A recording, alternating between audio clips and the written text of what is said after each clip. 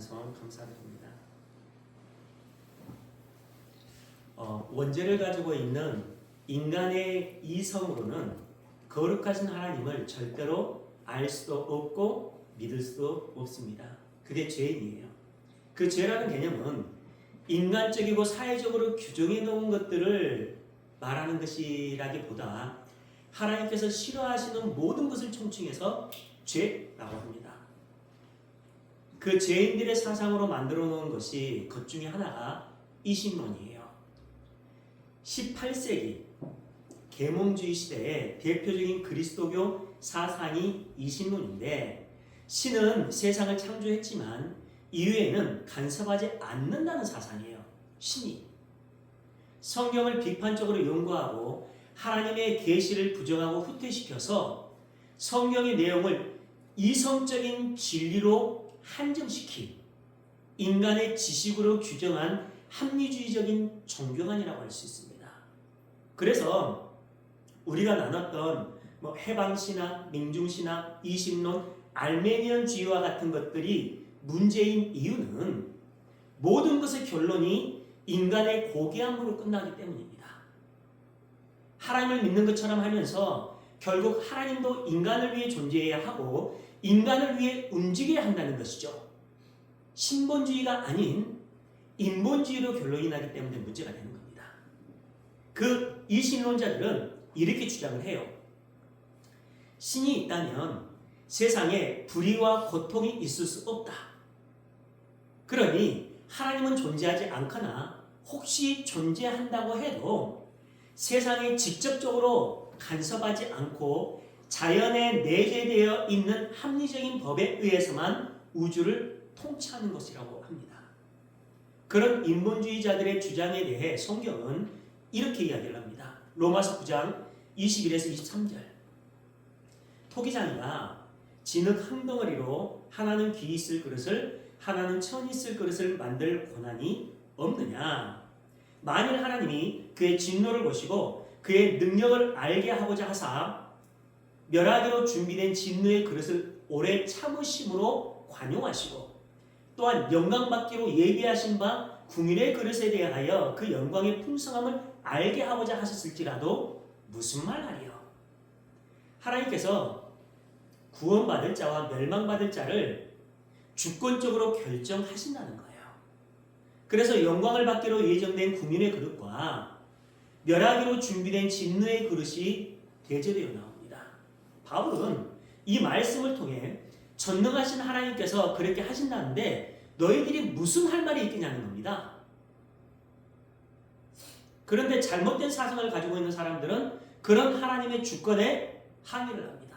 당신이 살아있다면, 당신이 전지전능하신 하나님이라면 우리의 인권을 왜 이렇게 보장을 안 해주냐는 거예요. 우리의 삶을 왜 이렇게 보장을 안 해주냐는 것이죠. 여기서 그런 하나님이라면 나는 믿지 않겠어 하는 자들이 불신자들이죠. 그들 인본주의자라고 합니다. 어떤 도예가가 어떤 흙은 곱게 다듬어서 귀한 그릇을 만들고 어떤 흙은 불에 넣기 전까지 그냥 버려뒀어요. 제자가 그 광경을 보고 이렇게 얘기합니다. 똑같은 흙을 다르게 다루는 이유가 무엇입니까? 라고 물어봐요. 그때 스승은 이렇게 말합니다. 흙은 모두 같아 보여도 내가 만든 목적이 다르기 때문에 그런다 라고 결론을 내립니다. 모든 주권이 도예가에게 있다는 것이죠. 하나님이 우리를 하나님의 용도에 맞게 만드시고 하나님의 뜻대로 다루십니다. 22절에서 진노를 보이시고 라는 말은 하나님이 죄를 얼마나 미워하시는지 그 진노를 보이시는 거예요.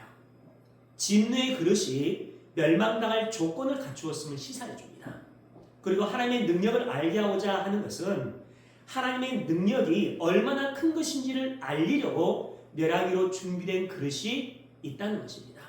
이처럼 구원받을 자와 멸망받을 자를 하나님께서 주권적인 자유를 가지고 선택하신 거예요. 그렇게 구원하기로 선택받은 성도에게만 주어진 말씀이 오늘 본문입니다. 오늘 본문 다시 한번 읽어보겠습니다.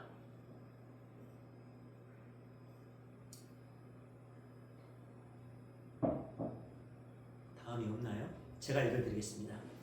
오직 이것을 기록함은 너희로 예수께서 하나님의 아들 그리스도이심을 믿게 하려 하며 또 너희로 믿고 그 이름을 힘입어 생명을 얻게 하려 함이니라.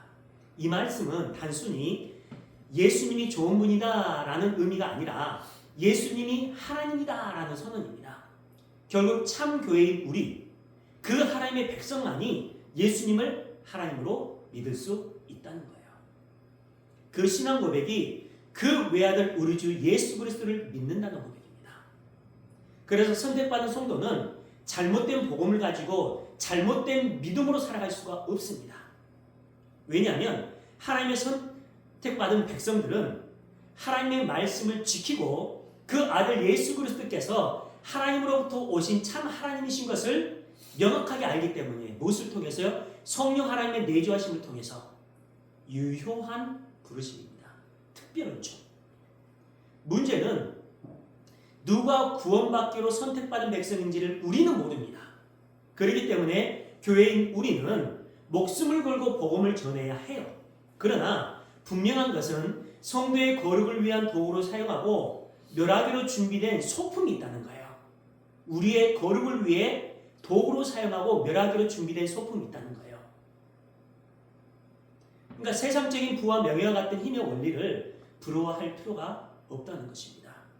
여러분, 최고의 복이 무엇일까요? 최고의 복. 그것은요, 하나님의 선택을 받아서 하나님 나라를 유업으로 받았다는 것이 최고의 복입니다. 그 은혜를 아는 성도는 더 이상 바랄 것이 없어야 해요. 당신 한 분만으로 만족합니다. 그것을 모르고 그 은혜가 부어져 있지 않은 자들은 세상적인 부와 명예와 같은 힘의 원리를 가장 큰 복으로 여기면서 살아가게 됩니다. 그들은 하나님을 이용해서라도 힘의 원리라고 여기는 것은 어떤 것이라도 수단과 방법을 가리지 않고 얻어내려고 힘을 써요. 그렇다고 해서 세상적인 힘의 원리가 필요하지 않다는 것이 아니라 성도가 지향해야 할 본질이 무엇인지를 말씀드리고 있는 거예요. 그러니까 세상적인 것들 여러분 마음껏 구하십시오. 그리고 그 세상적인 것들이 내게 주어지면 그것을 가지고 하나님의 영광을 위해 나가면 되는 겁니다. 문제는 교회 안에서도 죄가 얼마나 무서운 것이고 하나님의 은혜가 얼마나 감사한 것인지를 배우고 오라가 주신 그 세상에서 뿌리를 내리고 영원히 살고 싶어요. 그 복음을 모르니까 세상에서 떵떵거리면서 살고 싶어 하면서 그것이 신앙생활의 최종적인 목적지로 여기면서 살아갑니다. 교회 안에도 그런 사람들이 많잖아요. 하나님은 당신이 선택하신 그 백성에게 지고한 복을 주셨습니다. 그 복은 구원, 영생이라는 복이에요. 그리고 그 복이 얼마나 고귀하고 가치 있고 아름다운 것인지를 가르쳐주기 위해 때로는 우리의 삶 속에서 고난과 시험을 허락해 주시기도 합니다. 그러나 그것은 본질이 아니에요. 그러니까 우리의 삶 속에서 나타나는 고난과 시험과 같은 것들은 하나님께서 성도를 훈련시키기 위한 목적으로 사용하는 도구이지 그것이 저주는 아니라는 결론입니다. 하나님의 저주는 예수님께서 십자가를 통해 모두 받아가셨습니다. 성도에게 있는 그 모든 것들을. 근데 교회가 그 은혜를 알지 못하고 믿지 못하니까 신통한 능력을 발휘하는 사람들에게 복채를 갖다 주면서 가게에 흐르는 조주를 끊어달라고 믿고 있어요. 사람들은 그런 능력을 행하는 사람들에게 헌금이라고 생각해서 갖다 바치는데 하나님의 관점에서는 그렇다는 거예요. 복채로 여기게 된다는 거죠. 그렇게 잘못된 신앙생활에 대한 책임은 우리가 100% 지게 됩니다. 그러니까 제대로 알고 믿는 게 굉장히 중요해요. 예수님께서 십자가에서 성도의 모든 죄를 해결해 주셨다고 성경이 가르쳐주고 있는데요. 여전히 죄, 사망, 저주와 같은 것들에 얽매여서 살아가는 삶은요, 성경에 위배되는 삶입니다. 아닙니다. 중요한 것은 하나님의 언약은 과거와 현재와 미래를 모두 아우른다고 했습니다. 그렇죠? 죄에 대한 문제는 과거에서 십자가를 통해 이미 해결되었고 현재에서 우리의 신앙생활을 통해 해결되고 있고 미래에서 예수님의 다시 오심을 통해 완전히 해결될 것이라는 개념이죠. 결국 교회는 내 뜻을 이루어달라고 기도하는 것이 아니라 내 삶 속에서 하나님의 뜻이 이루어지도록 인도해달라고 기도해야 해요. 그게 참 교회입니다. 하나님의 은혜가 배제된 인간은 하나님 앞에서 그저 티끌에 불과해요. 그러니까 기독교 신앙은 모든 인간은 존귀하다라는 것을 규정하고 증명하는 것이 아닙니다. 그게 기독교 신앙이 아니에요. 기독교의 신앙은요, 모든 인간은 하나님 앞에서 인간의 원재료인, 하나님께서 그걸로 인간을 만들었잖아요. 그 원재료인 티끌에 불과한데 그 중에서 어떤 자들에게는 하나님의 은혜와 사랑이 임해서 하나님의 자녀가 되는 영광을 허락해 주셨음을 배우고 그분 앞에 온전히 엎드려서 굴복하는 것을 목적으로 하는 거예요. 그들을 교회 성도라고 합니다.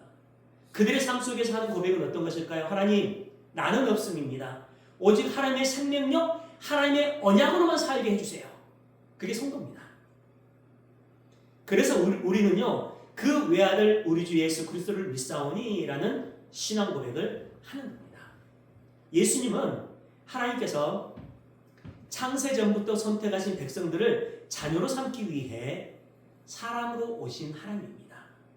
그래서 우리가 구원을 받은 거예요. 그렇게 기독교의 핵심 교리는 하나님이시고 하나님의 아들이시고 인간으로 오신 예수 그리스도의 구주되심입니다. 그것이 사도신경의 신앙 고백 중에서 가장 핵심적인 내용이에요. 가장 핵심적인.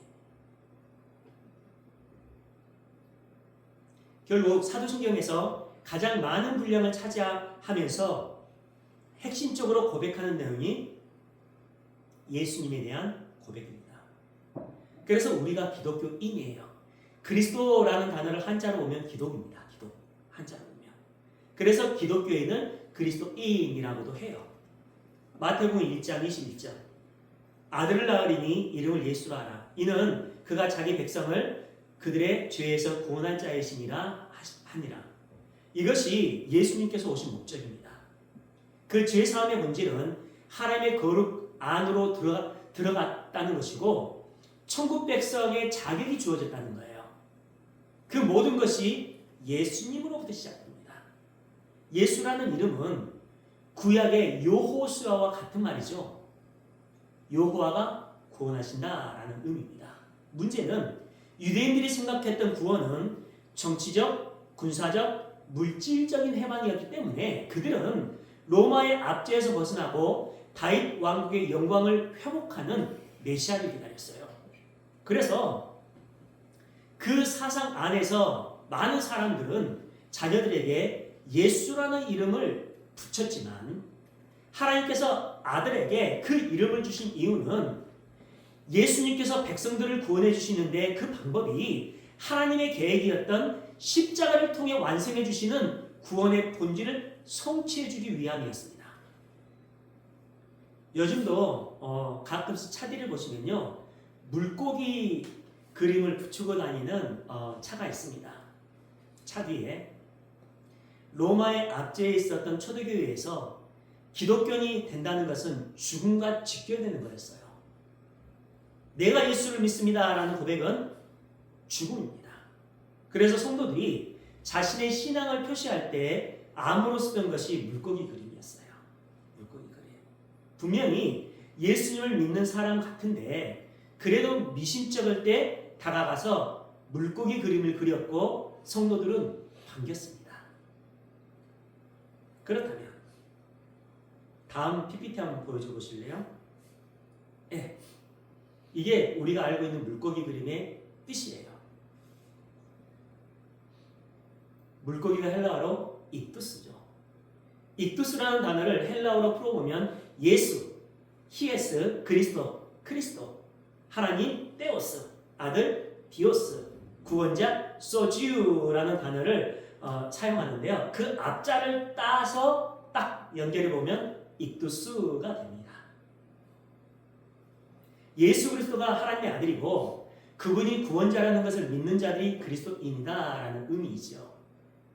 그런 의미로 물고기 그림을 그린 거예요.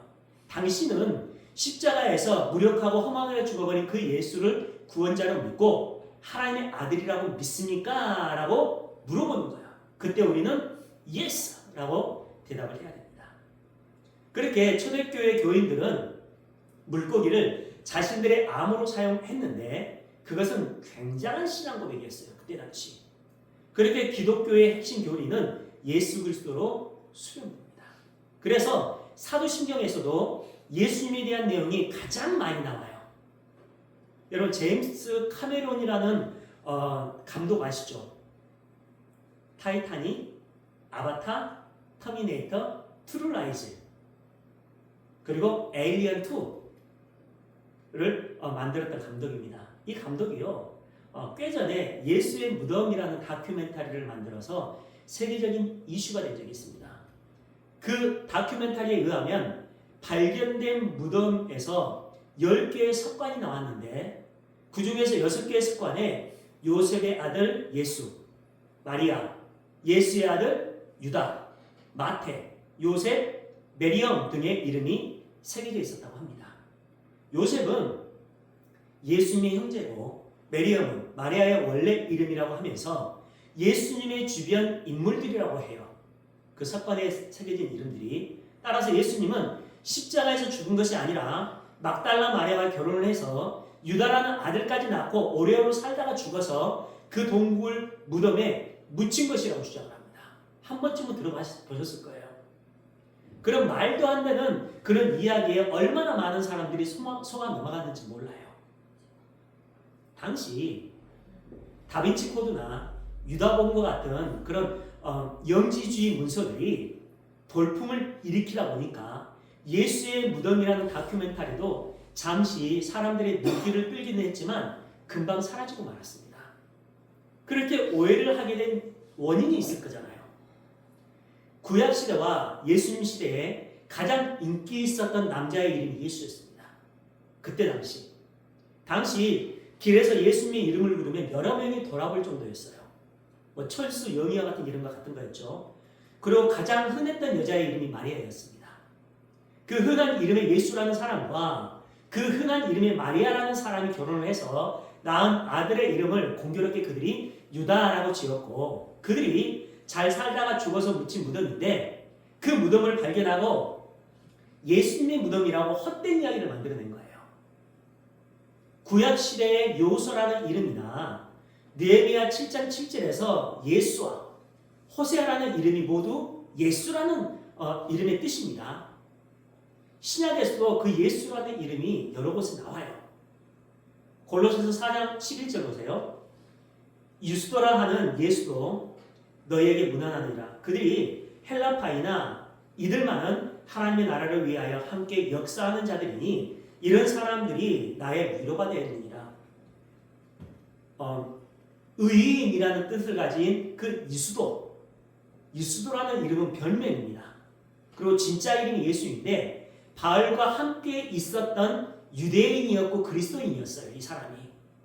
당시에는 예수라는 이름이 이렇게 흔했어요.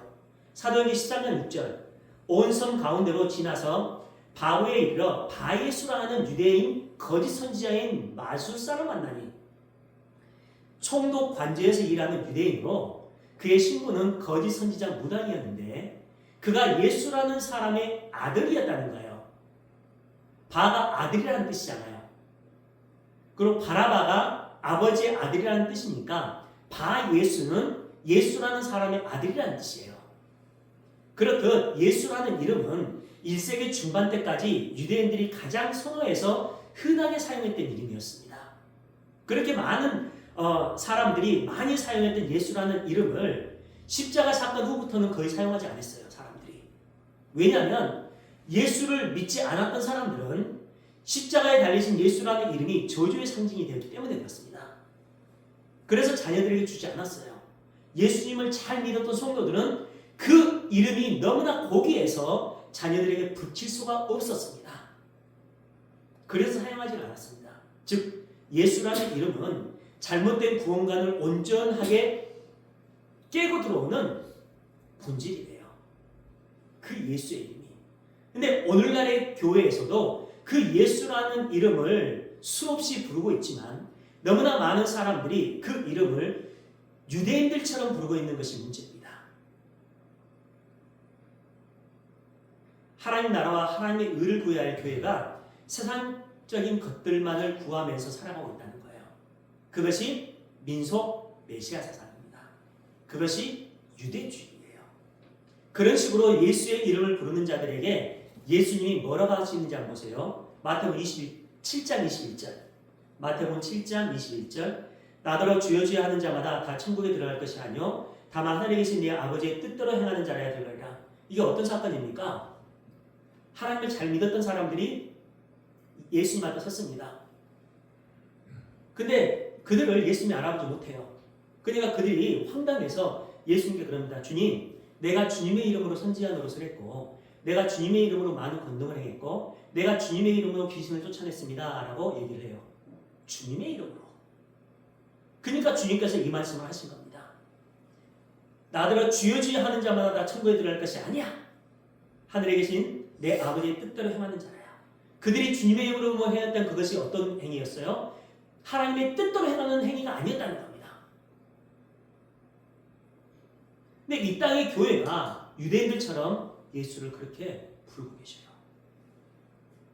당신이 필요한 것 말고 내가 필요한 것을 달라는 것이죠. 예수님은 그들에게 또 이렇게 말씀하세요. 마태복음 12장 34절. 독사의 자식들아, 너희는 악하니 어떻게 선한 말을 할 수 있느냐? 이는 마음에 가득한 것을 입으로 말합니다. 마태복음 23장 33절. 뱀들아, 독사의 새끼들아, 너희가 어떻게 지옥의 판결을 피하겠느냐? 예수님의 이름을 부르는 그들에게 독사의 자식들이라고 하세요. 여러분은 어떤 예수를 믿고 계십니까? 유대인들이 자신의 소원을 담아서 자식들에게 붙였던 그 예수의 이름을 부르고 계십니까? 아니면 성경이 말하고 있는 그 예수의 이름을 부르고 계십니까? 하나님께서 그 아들 예수의 이름을 우리에게 가르쳐 주신 것은 그 아들이 유일한 구원자라는 것을 증명하는 거예요. 다른 예수를 기다리지 말라는 것입니다. 다른 구원자를 기다리지 말라는 것입니다. 많은 사람들은 세상에서 맛보고 누릴 수 있는 최고의 절정의 행복을 구원이라고 이해해요. 그래서 그들은 천국에 대한 그림을 자기 식대로 만들고 받아들여서 이해합니다. 천국은 지옥에서 건져지는 것이기 때문에 인간의 영역이 아니라 하나님의 영역이에요. 천국은 모든 죄가 완벽하게 사라지고 하나님의 거룩의 옷을 입는 것이기 때문에 하나님의 주권입니다. 세상과 완벽하게 구별된 곳이 천국이에요. 그 일을 하라고 예수님을 이 땅에 보내셨습니다. 그런데 사람들은 이 세상에서 행복이라고 합의해서 규정해 놓은 것들을 얻어내는 것을 구원이라고 착각을 해요. 그런 구원관으로 살지 말라는 것이 예수가 담고 있는 이름입니다. 여러분. 그래서 예수님의 삶이 그렇게 하나님의 뜻에 온전히 순종하는 삶이었다는 거예요. 세상적인 부와 명예가 우리를 절대로 행복하게 만들어주지 못한다는 결론입니다. 그런다고 해서 그런 모든 것들을 버리라는 것은 아니지요. 물론 구원이라는 단어는요, 굉장히 포괄적이어서 물질적, 정신적, 도덕적, 사회적인 회복의 온전함까지 모두 포함하고 있습니다. 그렇지만 그런 것들은 영적인 것, 즉 하나님과의 관계가 회복되면 자연히 회복되는 것들이에요. 그러니까 풍요의 근원이신 하나님과의 단절의 결과로 오는 것이 가난과 결핍의 결과로 나타납니다. 즉 하나님과의 단절의 열매로 나오는 것이 가난과 결핍이라면 풍요의 근원이신 하나님과의 관계를 회복하면 그 모든 것들은 자연스럽게 회복된다는 결론이에요. 그 풍요는 하늘의 풍요가 본질이기 때문에 이 땅에서는 나타나지 않을 수도 있지만 하나님과의 관계가 회복되면 우리는 영원한 풍요 속으로 들어가게 된다는 겁니다. 예수님은 그 관계 회복을 위해 이 땅에 오신 겁니다. 우리는 이 땅에서 하나님의 은혜를 떠나 하나님과의 관계가 깨진 자들이 어떻게 살아가는지를 직접 경험하고 그 죄가 양산해 놓은 추하고 더러운 것들이 어떤 것들인지를 직접 경험하면서 하나님과의 관계가 깨지면 큰일 난다는 것을 배웁니다. 그걸 신앙생활이라고 해요. 그렇게 하나님과의 관계를 회복해 가는 거예요. 우리는 예배를 통해서, 말씀을 통해서, 찬양을 통해서, 기도를 통해서 회복해 가는 겁니다. 그것을 위해서는 우리에게 가난이 올 수도 있고 때로는 질병이 올 수도 있고 예기치 않았던 사건과 사고들이 올 수도 있습니다. 우리 인생의 목적이 하나님과의 관계 회복이기 때문에 우리는 그런 사건들 속에서도 하나님과의 관계 회복을 위해 달려가게 되는 거예요. 그러면 그 모든 것을 너희에게 더하시리라 라고 하나님께서 말씀해 주셨습니다. 그들만이 그 외아들 우리 주 예수 그리스도라는 신앙 고백을 할 수 있습니다. 그 익두스의 신앙으로 살아가는 우리 모두의 삶이길 주의 이름으로 축원합니다. 우리 함께 기도하겠습니다.